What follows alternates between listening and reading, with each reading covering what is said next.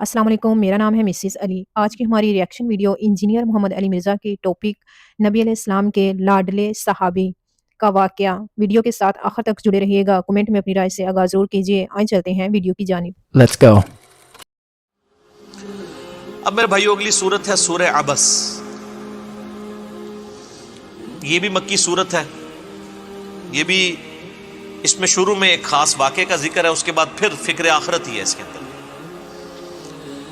इसका पस मंज़र जामिया तिरमिज़ी में और सुनन मुस्नद अहमद में और बाकी किताबों में तमाम तफसीर में आपको मिलेगा। एग्रीड अपॉन है अहले सुन्नत अहले तशय्युअ के यहाँ, सब के यहाँ। नबी अलैहिस्सलाम के एक बड़े लाडले सहाबी अब्दुल्ला इब्ने उम्मे मक्तूम शुरू के मुसलमानों में से थे और इतने लाडले और लायक तरीन सहाबी थे कि नबी अलैहिस्सलाम ने हिजरत मदीना से पहले मदीने के लोगों को अपने बिहाफ पे जो उस्ताद बनाकर भेजा था ना, वो इनको भेजा था। सहाबी नबीना थे, आंखें कोई नहीं थी लेकिन दिल की आंखें थी। कुरान, उनको कारी कहा जाता था, कुरान सबसे ज्यादा जानते थे। तो औस और खजरज जब मुसलमान हुए तो उन्होंने कहा कोई आप हमें टीचर दें जो हमें कुरान सिखाए। तो अब्दुल्ला इब्ने उम्मे मक्तूम को नबी अलैहिस्सलाम ने भेजा और नाबीना थे। और सुनन नबी दाऊद में आता है नबी अलैहिस्सलाम ने इनको इमामत के मर्तबे में भी फायज किया था। मेरा यूट्यूब पे एक क्लिप भी है, क्या नाबीना इमामत कर सकता है? ऐसे अवामुन नास मशहूर है कि नाबीना नहीं इमामत करवा सकता। करवा सकता है, असल चीज कुरान का इल्म है।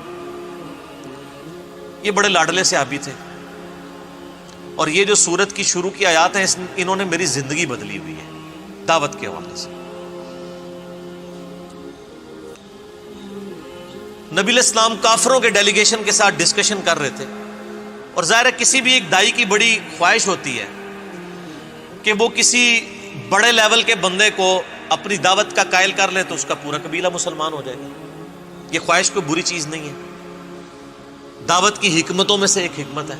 नबी अलैहिस्सलाम के पास भी कुफार मक्का के बड़े बड़े सरदार बैठे हुए थे। नबी अलैहिस्सलाम उनके सामने दावत रख रहे थे।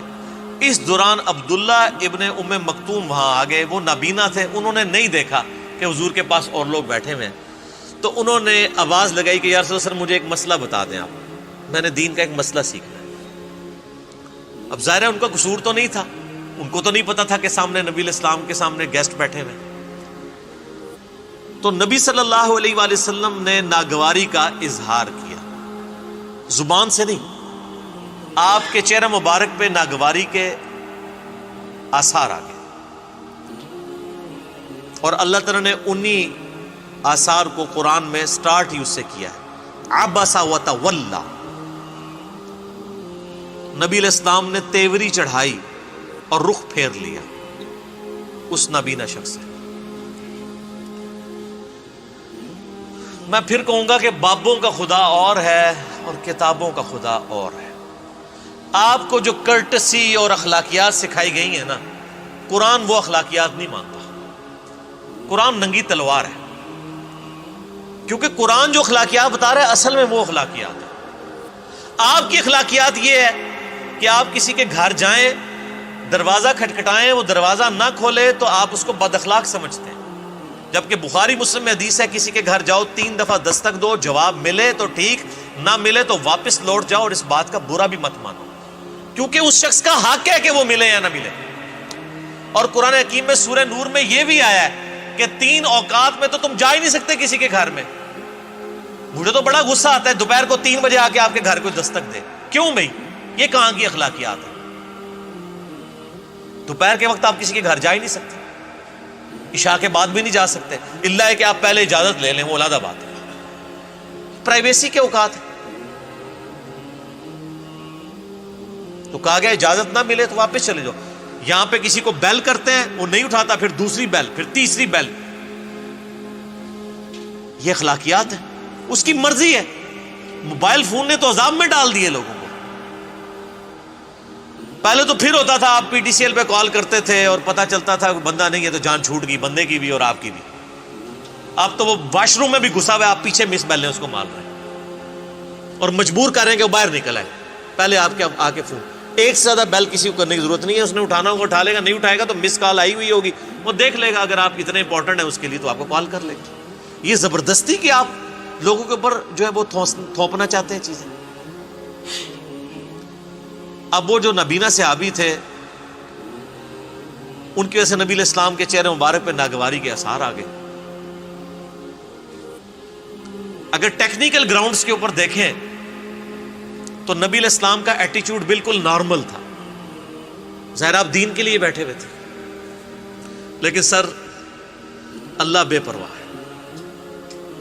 قرآن میں جو پہلے اپنے آیات سنی نا, انما انت منذر من یخشاھا, آپ تو صرف اس کو ڈر سنائیں جو ڈر جائے.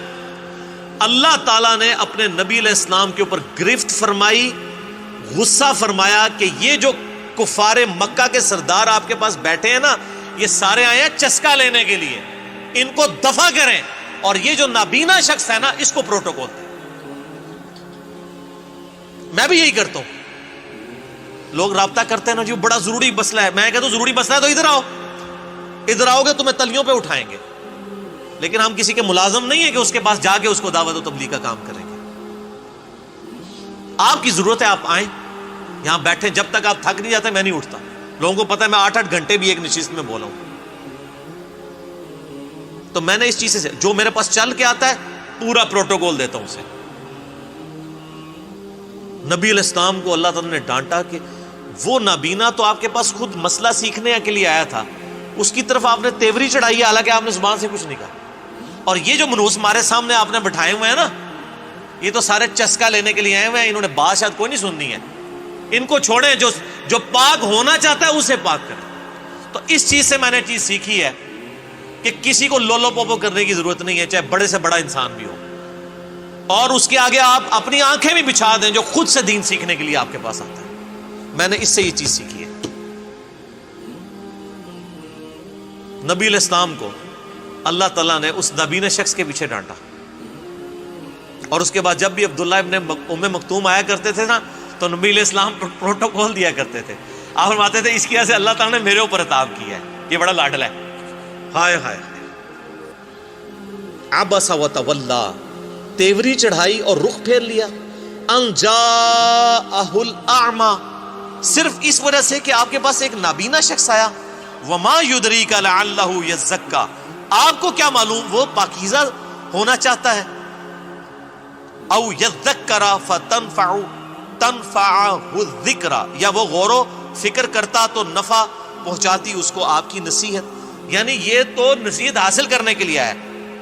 اما من استغنا, لیکن وہ جو ہے بے پرواہ, یہ جو آپ کے سامنے ٹگے بیٹھے ہوئے ہیں کافروں کے سردار, فأنت لہو تصدی, آپ اس کی طرف تو توجہ کرتے ہیں. وما علیک اللہ یزکا, اور آپ پر کوئی ضرر نہیں ہے اگر وہ نہ بھی سدھریں. اللہ فرما رہے ہیں یہ جو سامنے آگے بیٹھے ہیں نا یہ نہ بھی سدھریں. آپ کا کام تو آپ دعوت دے چکے ہیں, پہلے بھی کئی بار دے چکے ہیں, یہ تو دفع ہونا. ان کے بارے میں تو آپ کو نہیں پوچھا جائے گا, لیکن جو آپ سے دین خود سیکھنے کے لیے آیا ہوا ہے اس کو آپ پروٹوکول دیں. وَأَمَّا مَنْ جَاءَكَ يَسْعَى, اور جو آپ کے پاس آیا ہے دوڑتا ہوا, وَهُوَ يَخْشَى, اور وہ ڈر بھی رہا ہے, اللہ کا خوف رکھتا ہے. سَيَذَّكَّرُ مَنْ يَخْشَى, اے نبی اس کو نصیحت کریں جو ڈر جائے. قرآن میں ہدایت ڈر جانے والوں کے لیے ہے, بے خوفوں کے لیے نہیں ہے, خواہ ان کی داڑیاں ہوں پگڑیاں ہوں. هُدًى لِّلْمُتَّقِينَ, ڈر جانے والوں کے لیے. فَأَنْتَ عَنْهُ تَلَهَّى, تو آپ اس سے بے رخی کرتے ہیں. کلا, ہرگز نہیں. انہا تذکرہ, یہ تو نصیحت ہے. فمن شاء ذکرہ, تو جو چاہے اسے قبول کر لے. اللہ تمہارا یہ قرآن نصیحت ہے, جو اس کو قبول کرنا چاہتا ہے آپ اس کو ہدایت کی طرف بلائیں. جو آتے ہیں صرف روزانہ علمی بحثیں کرنے کے لیے, خام خواہ چسکے لینے کے لیے, ان کو چھوڑیں. اسی لیے ہم نے یہاں کا بھی مناظرے کا ماحول نہیں رکھا. ہمارے ساتھ کوئی آگے بات بھی کرتا ہے, ہم کہتے ہیں یہ میرا موقف ہے, آپ نے اڈاپٹ کرنا ہے, ٹھیک, نہیں تو جائیں کسی اور کے پاس. آپ یہ کوشش نہ کریں کہ آپ مجھے منوا لیں یا میں آپ کو منوا لوں. منوانا تو اسلام میں ہے ہی حرام ہے. اسلام میں صرف دعوت ہے کہ یہ میرا موقف ہے. آپ کہتے ہیں میرا یہ موقف ہے, میں کہتا ہوں میری یہ دلیل ہے, آپ کہتے ہیں یہ دلیل ہے. اللہ قیامت الدین فیصلہ کر دے گا. میں کہتا ہوں قرآن میں یہ لکھا ہے, آپ کہتے ہیں بزرگ یہ فرماتے ہیں, تو اللہ فیصلہ کر دے گا کہ قرآن کو اللہ نے حجت ماننا ہے یا بزرگوں کو حجت ماننا ہے.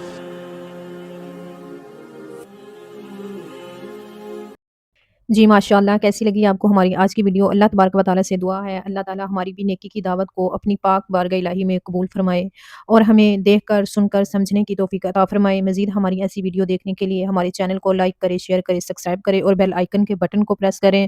اپنی دعاؤں میں یاد رکھیے گا۔ ملتے ہیں ایک نئی ویڈیو کے ساتھ، تب تک کے لیے اجازت دیجیے۔ اللہ حافظ۔